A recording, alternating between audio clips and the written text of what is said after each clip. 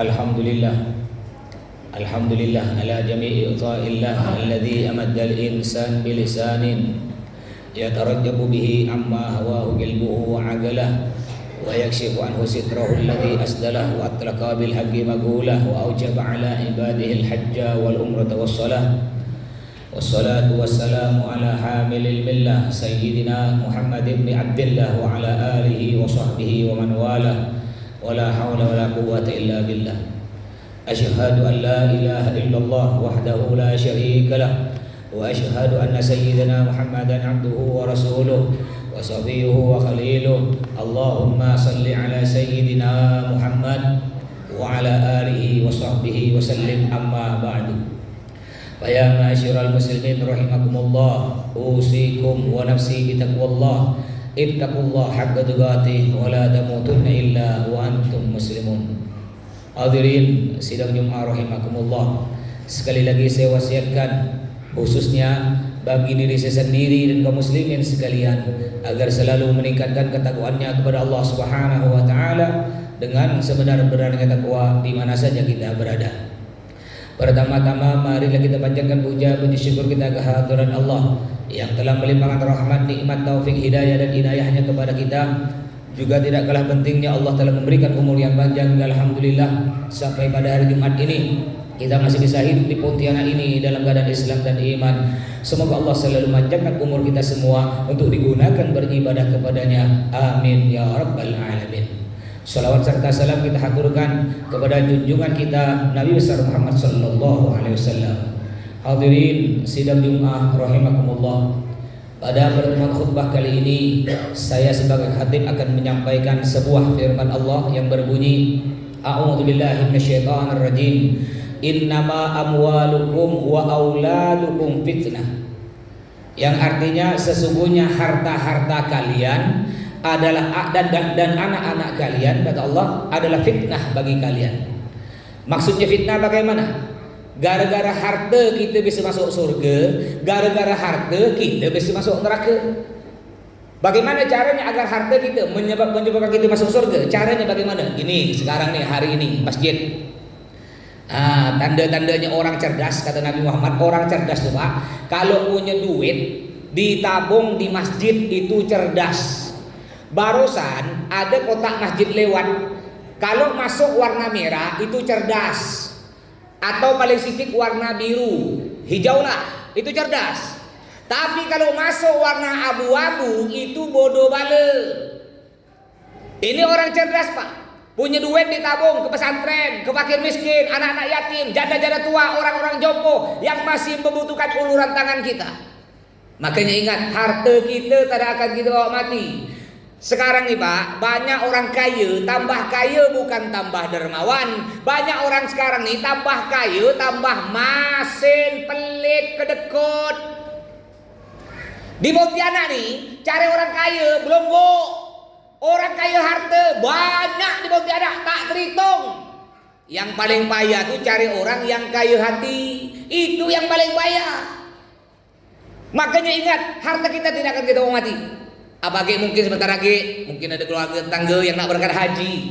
Kalau orang tua-tua zaman dulu, kalau nak berjalan jauh, apalagi pergi ke Mekah haji atau paling sedikit pergi ke Jawa, itu sebelum berangkat dia panggil budak kecil, sedekah budak kecil, sedekah anak yatim orang zaman dulu. Kenapa?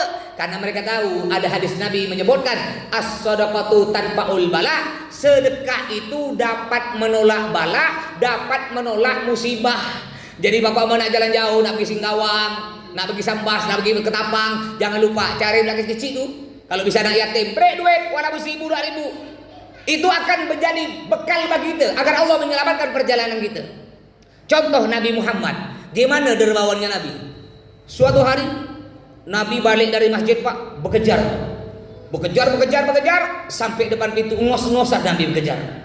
Istri Nabi nanya, bang, kalau bahasa Pontianak, bang, ngapa bang kejar-kejar, ada apa bang?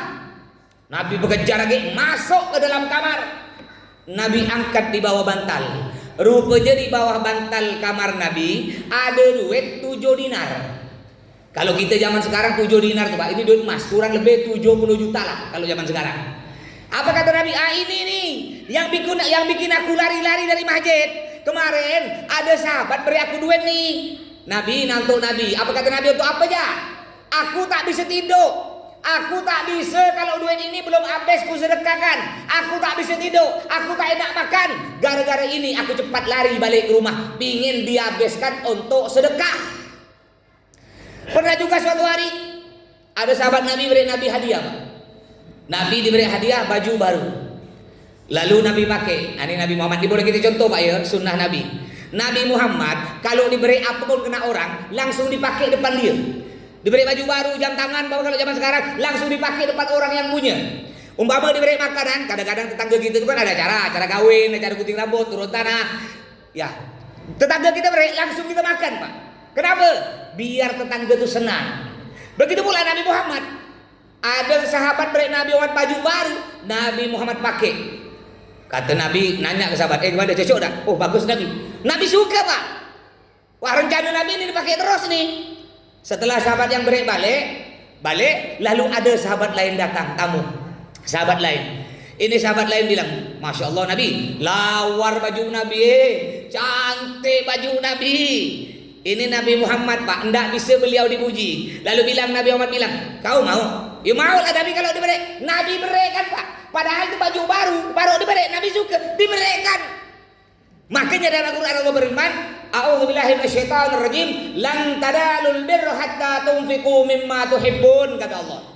Tidaklah kalian mendapatkan kebaikan, tidaklah kalian mendapatkan pahala yang sempurna kecuali kalian menyedekahkan barang yang paling kalian suka. Kalau kita kan tak ada, Pak. Kalau baju baru tak mungkin kita sedekahkan. Tapi kalau udah baju bekas, lelong, baru kita sedekah. Makanya saya punya pesantren, santri saya alhamdulillah ada 600 sekarang, Pak. Di antaranya banyak anak-anak tetangga sini nih. Itu tidak pernah ada sedekah, orang sedekah baju baru, tidak pernah. Yang banyak dikirim pesantren saya baju lelong, baju bekas sudah koyak sedikit baru. Padahal kata Allah, yang paling bagus kalau kita sedekah, yang paling bagus yang kita punya baju baru, itu yang paling bagus.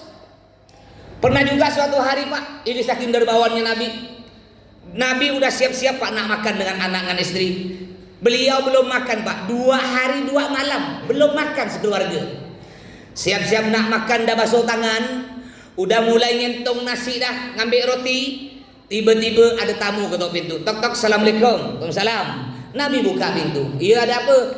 Nabi, kami dengan anak kami sekeluarga rumah nih belum makan. 2 hari kami belum makan. Nabi punya makanan ke? Oh, punya. Tenang. Nabi ambil tuh makanan, Pak. Masih dibagi kepada tetangga yang kelaparan. Padahal Nabi sekeluarga juga lapar. Makanya ayo, kalau ingin harta kita bertambah, banyak bersedekah. Tak ada cerita orang dermawan suka sedekah bangkrut jatuh miskin, tak ada. Sila cari, kalau emang ada tolong beritahu saya.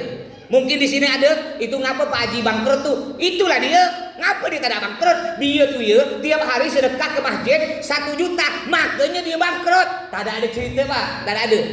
Yang banyak cerita, orang masen jatuh miskin, orang pelit banyak penyakit. Itu yang banyak cerita. Wa auladukum fitnah, kata Allah. Gara-gara anak kita bisa masuk surga, gara-gara anak kita juga bisa masuk neraka. Makanya kata Nabi, kullukum ra'in wa kullukum mas'ulun an ra'iyatih. Yang artinya setiap dari kalian adalah pemimpin, dan setiap pemimpin akan dimintai pertanggungjawaban tentang kepemimpinannya. Bapak atau abang adalah pemimpin, suami juga adalah pemimpin dalam rumah tangga. Mohon maaf, kadang-kadang ada bapak suami dengan istrinya sholat subuh berdua ke masjid. Anak di belakang tidur, tidak dibangunkan. Sampai di masjid tak balik, nunggu selesai sholat duha. Baru balik dari masjid jam 6:30 pagi. Anak baru dibangunkan. Bukan dibangunkan, nak kak sholat tak ada. Yang dibangunkan, nak sekolah. Yang diingat anak kita sekolah. Nak, kau udah makan ke?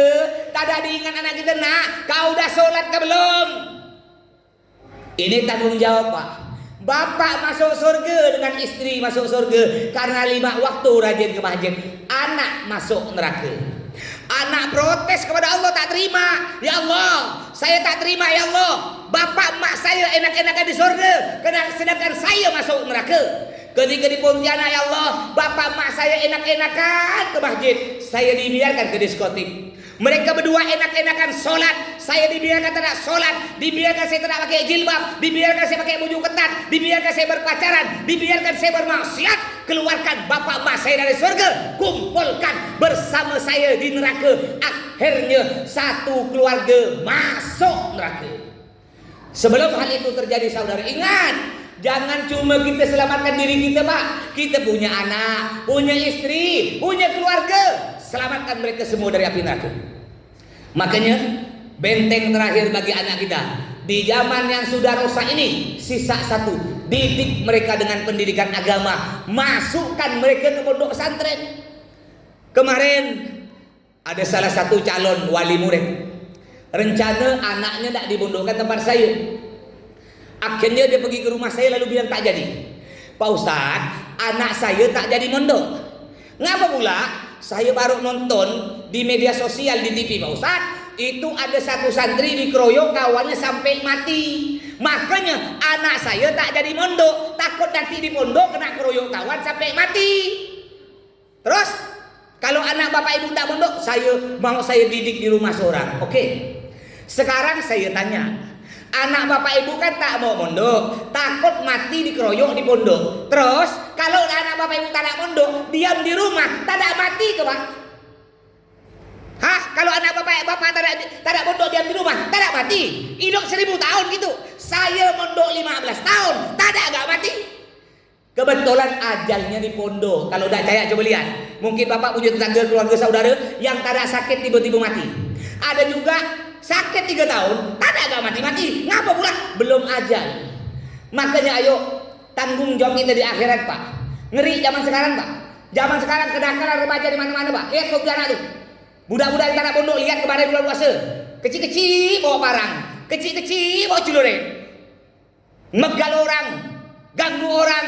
Kenapa? Karena mereka tidak dididik dengan pendidikan agama. Oleh karena itu sekali lagi, ayo kita didik anak-anak kita dengan pendidikan agama. Jika ingin selamat, gunakan harta kita di jalan Allah, sumbang di masjid, bersedekahkan yatim fakir miskin. Mudah-mudahan Allah menjadikan anak kita anak soleh solehah. Mudah-mudahan Allah memberikan rezeki kita rezeki yang melimpah barokah, hingga mudah-mudahan semuanya bisa nyampe ke Mekah. Amin ya rabbal alamin. Inna